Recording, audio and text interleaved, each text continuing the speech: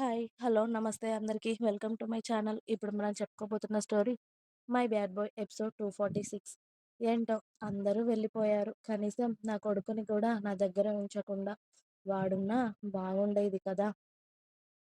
అని వేద గొణుగుతూ ఉంటే, ఎందుకు వాడి తల తినడానికా? అని రుద్ర మనసులో అనుకుంటూ కిందికి వెళ్ళిపోయాడు ఆమె మాటలు విని. రుద్ర వెళ్ళిపోయాక నిజంగానే టాబ్లెట్స్‌కి మత్తు వచ్చినట్టయి సైలెంట్‌గా నిద్రపోతూ ఉంటుంది వేద. ఎందుకంటే బాబు పుట్టినప్పటి నుండి అసలు నిద్ర అంటే ఏంటో తెలుస్తుంది మేడం గారికి.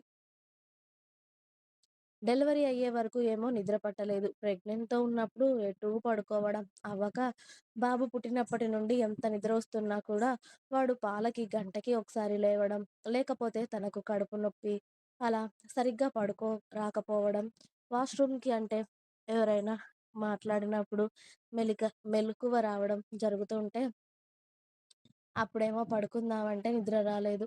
ఇప్పుడు నిద్ర వస్తూ ఉంటే ఇప్పుడేమో ఇలా ఉంది నా పరిస్థితి దేవుడా! అనుకోని ఇక ఎవరూ లేరు కదా అని సైలెంట్‌గా ముసుగు పెట్టి పడుకుంది. ఆమె ఎంత రెస్ట్ తీసుకుంటే అంత ఆరోగ్యంగా ఉంటుందని సైలెంట్‌గా అందుకే రుద్ర కిందికి వెళ్ళిపోయాడు. రుద్ర వెళ్ళేసరికి బాబాయిలు, పిన్నిలు ఆడిస్తూ కనిపించారు బుడ్డోడిని. భూమి అక్కడ లేకపోవడంతో అమ్మ భూమి, భూమి ఎక్కడా అని అడిగాడు రుద్ర. మీ చెల్లి పడుకుంది నాన్న. అందుకే డిస్టర్బ్ చేయలేదు. మీరు హాస్పిటల్‌లో ఉన్నప్పుడు ఇంట్లో ఉండమంటే ఉందా? మాతో పాటే సమానంగా అక్కడికి, ఇక్కడికి తిరిగింది అల్లుడి కోసం. అందుకే పడుకుంది. డిస్టర్బ్ చేయాలి అనిపించట్లేదు అని చెప్పగానే, అలాగే అమ్మా కాస్త కనిపెట్టుకుంటూ ఉండు చెల్లిని. మనం ఈ హడావిడిలో పడి చెల్లిని చూడకుండా ఉండకండి ఎవరు. అసలే తను చాలా బాధలో ఉంది. ఇప్పుడు మనం కూడా చూడకపోతే తను ఇంకా బాధపడుతుందమ్మా. అందుకే భూమిని కాస్త కనిపెట్టుకొని ఉండండి అని రుద్ర తల్లికి చెప్తూ ఉంటే, "నువ్వు చెప్పాలా నాన్న నా కూతురి గురించి? నాకు తెలియదా? ఎంత మనకి ఇంటి నిండా పనులు ఉన్నా, నా కూతుర్ని చూడకుండా ఉంటానా నేను? నా కూతుర్ని ఎలా చూసుకోవాలో నాకు తెలుసులే. ముగ్గురు పిల్లలని కని పెంచాను. ఇప్పుడు నీ కొడుకుని కూడా చూస్తున్నాను. అలాంటిది నా కూతుర్ని చూడను అనుకున్నావా ఏంటి?" అని మీనాక్షి గారు అడుగుతుంటే, "నువ్వు చూడవని కాదమ్మా. తను అసలే బాబాయ్, పిన్ని గురించి వాళ్ళు గుర్తొచ్చినప్పుడల్లా ఏడుస్తూ ఉంది కదా! అందుకే చెప్పానులే" అని వాళ్ళ అమ్మకి చెప్పి వెళ్ళి తమ్ముళ్ళ పక్కన ఉన్న సోఫాలో కూర్చొని శ్రావణి, సమీర బాబుని ఆడిస్తూ ఉంటే, బాబుని ఆడిస్తూ ఉంటే, "మీరిక ఆఫీస్‌కి వెళ్ళరా?" అని అడిగాడు తమ్ముళ్ళిద్దరిని. "రేపు వెళ్తామన్నయ్య" అని ఇద్దరు బుద్ధిమంతుల్లాగా చెప్పారు. వెళ్తాం కాదు, వెళ్ళాలి. డ్యాడీ ఒక్కడే చూసుకుంటున్నాడు. బుద్ధుందా మీకసలు? ఆఫీస్ వర్క్స్ అన్నీ ఎగ్గొట్టి ఇలా ఇంట్లోనే కూర్చుంటారా? నేను వెళ్దామంటే అదేమో నన్నిప్పుడు ఇంటి బయట కాలు పెట్టనివ్వదు. అది ఇప్పుడు మూడో ప్రపంచ యుద్ధమే చేస్తుంది. నేను దాని పక్కన లేకపోతే. మీరేమో ఇంట్లోనే ఉండండి. అదేమో చెప్తే అర్థం చేసుకోదు. మీరు దానికన్నా చిన్న పిల్లల్లాగా తయారవుతున్నారు. మీరు అర్థం చేసుకోవట్లేదు. అటు దానికి చెప్పాలా? మీకు చెప్పాలా? నేను అని తమ్ముళ్ళకి రుద్ర క్లాస్ తీసుకుంటుంటే, కొడుకు సంబరంలో ఉన్నారు లేరా! ఇంట్లో ఓ 2 రోజులు పోతే వాళ్ళే పోతారులే ఆఫీస్‌కి అని మీనాక్షి గారు చిన్న కొడుకులు ఇద్దరిని వెనకేసుకొని వస్తారు. ఉండనివ్వమ్మా. నేను కాదు అనట్లేదు. చాలా పెద్ద ప్రాజెక్ట్. డ్యాడీ ఒక్కడే హ్యాండిల్ చేస్తున్నాడు. డ్యాడీకి బర్డెన్ అవుతుంది కదా! డెలివరీ రోజు కూడా డ్యాడీకి ఎంత వర్క్ ఉందో చూసావు కదా! అటు హాస్పిటల్‌కి తిరుగుతూ, ఆఫీస్‌కి వెళ్తూ వర్క్ అంతా చూసుకుంటున్నారు. వీళ్ళని వెళ్ళమంటే వెళ్ళడం లేదు. బాబుని చూసుకుంటామని వంకలు చెప్పి ఇంట్లోనే ఉంటున్నారు. మీరిలానే చేయండి. నా బ్రాంచ్‌లో నుండి ఇద్దరిని పీకేసి చెరో బ్రాంచ్ ఇద్దరికీ అప్పచెప్తాను.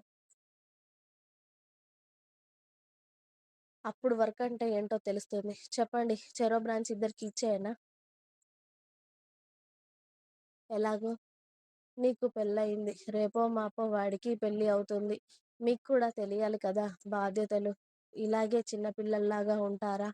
మీ ఇద్దరికీ కూడా బాధ్యతలు తెలియాలి కాబట్టి, మీ ఇద్దరికీ కూడా వేరే బ్రాంచెస్ ఇస్తే సరిపోతుంది కదా! అప్పుడు మీకు కూడా తెలుస్తుంది కదా వర్క్ అంటే ఏంటో అని రుద్ర అన్నాడు గట్టిగానే. వాళ్ళ బావ సీరియస్‌నెస్‌కి కాస్త శ్రావణి, సమీర కూడా భయపడి అత్తగారి దగ్గరికి చేరారు. బావగారు బయట పెద్ద తోపని ఆల్రెడీ తెలుసు శ్రావణికి. కానీ అంత సీరియస్‌గా తన ముందు ఎప్పుడూ కనిపించలేదు. ఈసారి కాస్త అంటే కాస్త సీరియస్‌గా కనిపించగానే శ్రావణి భయపడిపోయింది. "ఏంటమ్మాయిలు వాళ్ళని రుద్ర తిడుతున్నాడని భయపడుతున్నారా?" అని అడిగారు మీనాక్షి గారు చిన్న కోడళ్ళిద్దరూ పక్కకి రావడంతో. వాళ్ళని తిడుతున్నారని భయం కాదత్తయ్య. బావగారిని ఎప్పుడూ అంతలా సీరియస్‌గా చూడలేదు. అందుకే ఈ భయం అని శ్రావణి వణుకుతూ చెప్తూ ఉంటే, వాడిదింకా అది కోపం కాదులే అమ్మా. వాడి కోపాన్ని మీరు చూడలేదులెండి. మీ ముందు వాడి కోపం చూపించడు అసలు.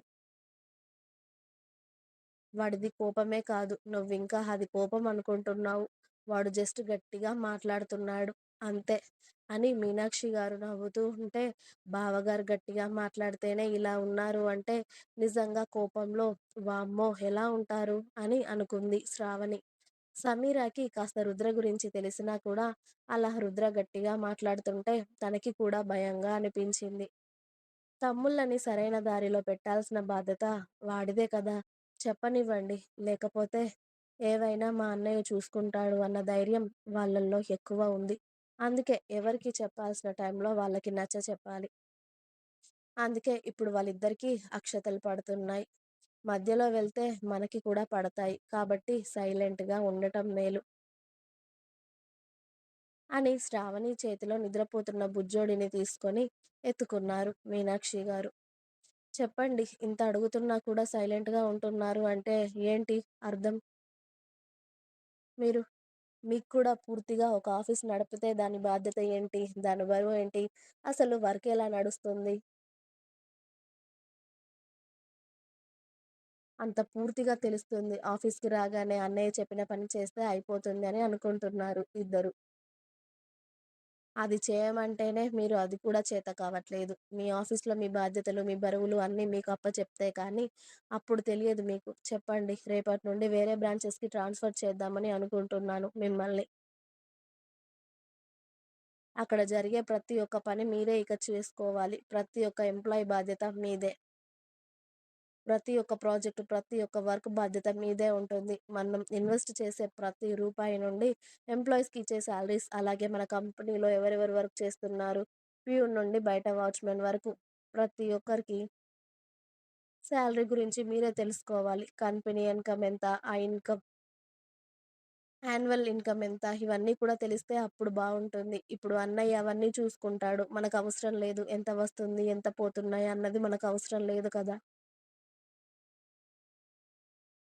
సైలెంట్‌గా వచ్చామా, అన్నయ్య చెప్పిన వర్క్ చేసుకొని వెళ్ళామా, ఇక్కడి వరకే సరిపోతుంది మనకు. ఇదంతా మనకు వద్దు, తెలుసుకోవడం కూడా వద్దు కదా! అని రుద్ర అంటుంటే, "నీ దగ్గరే వర్క్ చేస్తాం మేము. ఎక్కడికి వెళ్ళము. అలా మమ్మల్ని వేరు చేసినట్టు మాట్లాడకన్నయ్య. మేము రేపటి నుండి బుద్ధిగా వర్క్ చేస్తాం. రోజు ఆఫీస్‌కి వెళ్తాము. ఆఫీస్‌కి వెళ్ళకుండా డ్యాడీ ఒక్కడికే వర్క్ అంతా వదిలేయమన్నయ్య." రేపటి నుండి కరెక్ట్‌గా వెళ్తాం అని నర్సరీ పిల్లోడు స్కూల్‌కి ఇవాళ వెళ్ళము, రేపు ఖచ్చితంగా వెళ్తాను అని ఏడుస్తూ చెప్తున్నట్టు ఇద్దరు అమాయకమైన మొహాలు వేసుకొని వాళ్ళ అన్నయ్యకి చెప్తూ ఉంటే, చిన్నప్పుడు వాళ్ళిద్దరూ స్కూల్‌కి వెళ్ళను అని రుద్ర ముందు గారాం చేస్తున్నట్టు, రుద్ర వాళ్ళకి అన్నీ అర్థమయ్యేటట్టు వాళ్ళని సముదాయించి చెప్పినట్టే అనిపిస్తుంది ఇప్పటికి కూడా. ముగ్గురు కొడుకులను చూస్తూ ఉంటే మీనాక్షి గారికి. ఇంకా ఉంది. మీకు నా స్టోరీస్ నచ్చినట్టయితే ప్లీజ్ లైక్ చేయండి, షేర్ చేయండి. అలాగే ఛానల్‌ని తప్పకుండా కొత్త వాళ్ళందరూ సబ్స్క్రైబ్ చేయండి. Please subscribe my channel. Thanks for watching my video. By by. Please like, share and subscribe.